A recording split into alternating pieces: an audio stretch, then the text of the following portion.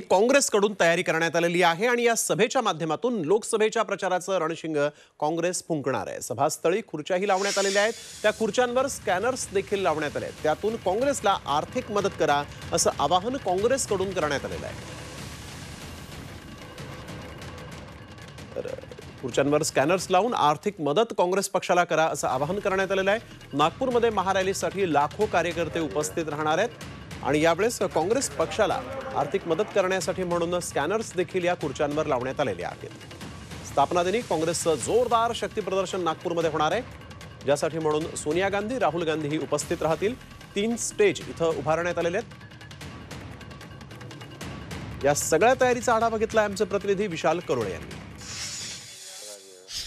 अखिल भारतीय काँग्रेसचा आज 139वा स्थापना दिवस। 138 वर्ष पूर्ण झाले आणि त्याच निमित्तानं है तैयार हम असं म्हणत काँग्रेस एक मोठ्या शक्ती प्रदर्शनाच्या तयारीत आहे। नागपूरमध्ये काँग्रेस हे शक्ती प्रदर्शन करणार आहे आणि त्या माध्यमातून लोकसभेच्या प्रचाराचा रणशिंग काँग्रेस या ठिकाणून फोडणार आहे असं आपल्याला म्हणता येईल। काँग्रेसचे देशातील सगळेच दिग्गज नेते या ठिकाणी या सभेसाठी येणार आहेत।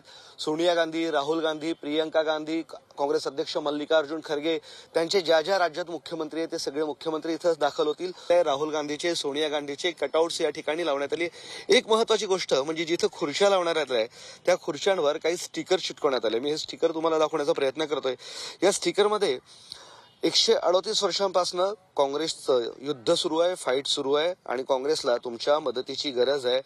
तुम्ही काँग्रेसला या स्कॅनरद्वारे स्कॅन करून मदत करू शकता, आर्थिक मदत करू शकता आणि यातला जो लकी माणूस असेल, जो डोनेट करणारा, त्याला राहुल गांधीकडनं एक अप्रिसिएशन सर्टिफिकेट सुद्धा दिलं जाईल। म्हणजे देशातली पहिली सभा आपण म्हणूया जी नागपूरमधनं, महाराष्ट्रातनं सुरू करताय, कारण याआधी इंदिरा गांधींना इथं पक्षाचं अध्यक्ष म्हणून घोषित करण्यात आलं होतं। त्यामुळे इथं नागपूरचा एक इतिहास आहे, काँग्रेससाठी महत्त्वाचा इतिहास आहे।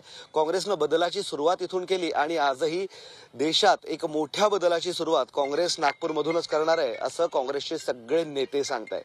व्हिडिओ जर्नलिस्ट मोहम्मद तौफिकसह मी विशाल करोळे, झी मीडिया, नागपूर।